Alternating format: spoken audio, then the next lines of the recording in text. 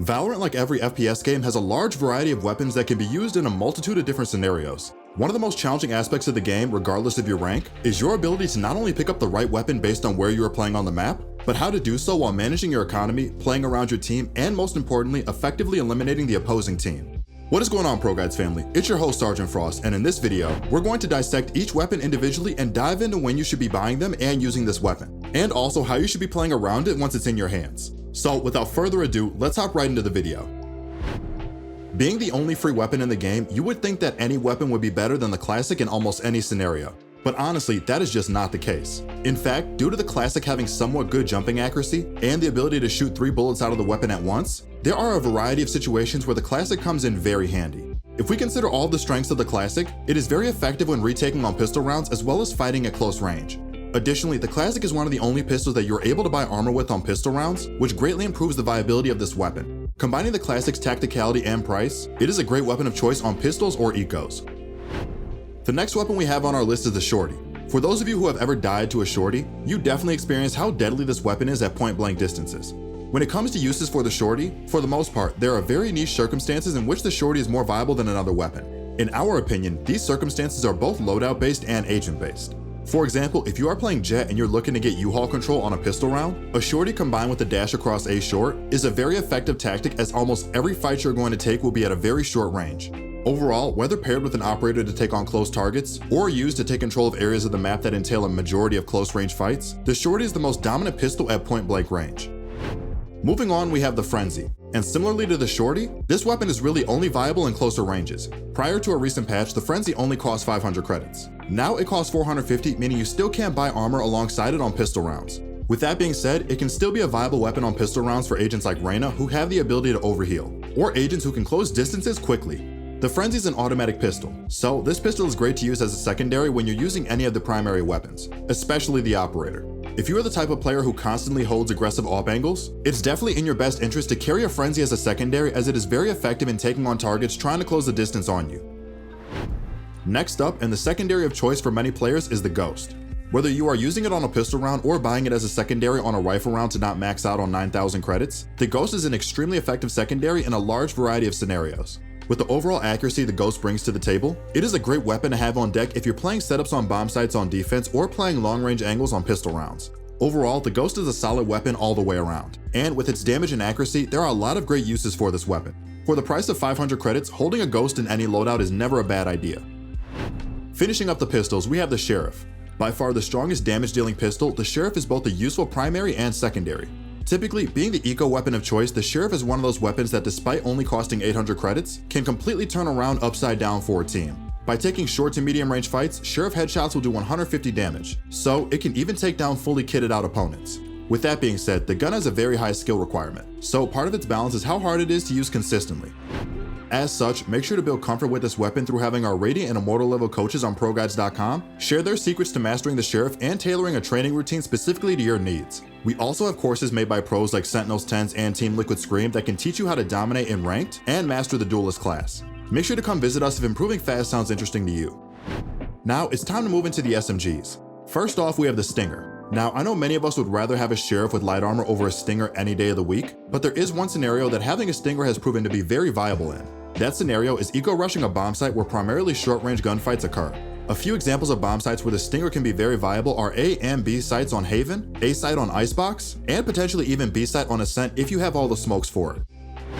Unlike its little brother the Stinger, the Spectre has a lot more viability throughout the match. For many people, the Spectre is best when purchased and used on rounds after a win on pistol rounds, and bonus rounds, which is the third round after the pistol round and winning eco, and during some half-buy rounds. Overall, the Spectre is a very solid pickup when taking close to medium range fights, especially for its price. However, don't push your luck at longer ranges, as its damage falls off very quickly. This next weapon absolutely terrorized many of us in matches prior to its nerf. Yep, you guessed it, next up is the Bucky. Now, I know what you're all thinking. When would I want to use a Bucky? Unfortunately, not many situations. The Bucky post-nerf does not have a lot of viability when compared to other loadout options. For the most part, the only situations where the Bucky might be a good option for you is if you are stacking multiple Buckies on top of each other in a place like Hookah on Bind or inside of U-Haul. Other than that, there are a lot more viable options out there for loadouts of similar credit cost. Unlike the Bucky, the Judge has a multitude of scenarios where it is very strong despite its recent nerfs. Agents like Raze, who can double satchel on opponents and judge them before they can even react, make this weapon deadly if used appropriately. Overall, holding short-range angles like U-Haul on Bind or Garage on Haven can be easily held by anyone with this weapon. But agents like Reyna, Jet, and Raze will exponentially increase this weapon's effectiveness by their agent abilities to hard engage or disengage fights. With that being said, we have our question of the day. Today's question is, which weapon do you think is the most underrated weapon? Personally, I believe that the Odin is the most underrated weapon in the game. The Odin is a powerhouse that has great wallbang potential, and its high rate of fire and large ammo capacity makes it great for solo holding sites on defense. Let us know what you guys think is the most underrated gun in the game right now. Now, let's hop right back into the video.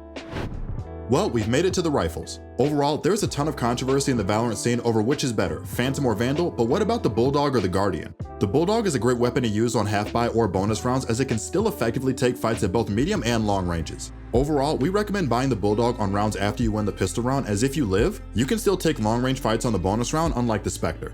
Similarly to the Bulldog, the Guardian is a cheap rifle option that has its own unique situational uses. Unlike other rifles, the Guardian is the only rifle with heavy penetrating rounds, making it quite useful for certain wallbang spots on different maps. One great way to use a Guardian is by pairing it with Sova's Owl Drone or Recon Arrow to reveal a player behind a wall, and then taking advantage of the Guardian's penetration to take them out.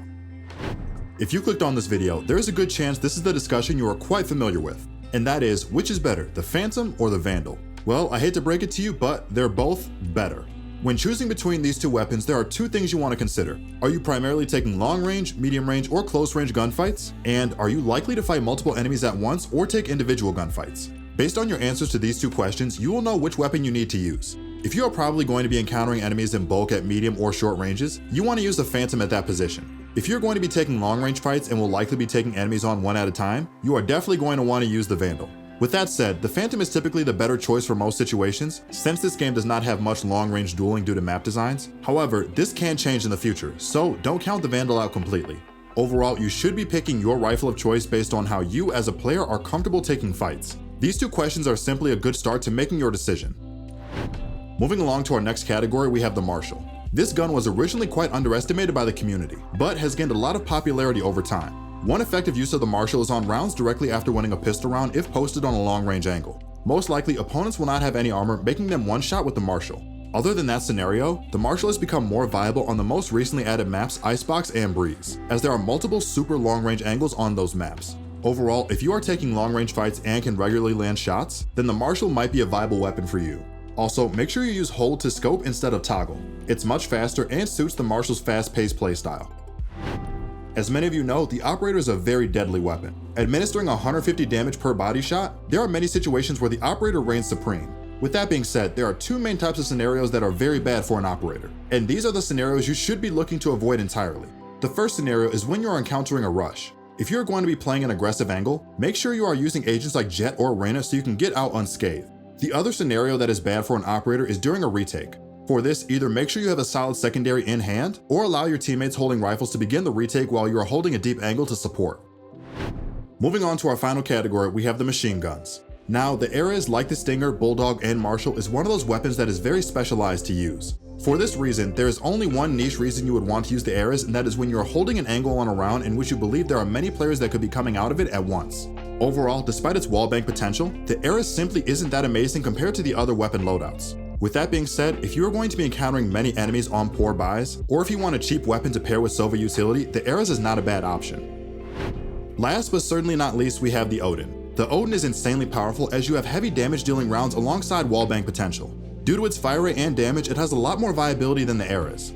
Like the Guardian, the Odin can prove catastrophic to opponents when paired with Sova utility. Using the Odin on maps like Ascent B main can single-handedly win you the round with the damage dealt.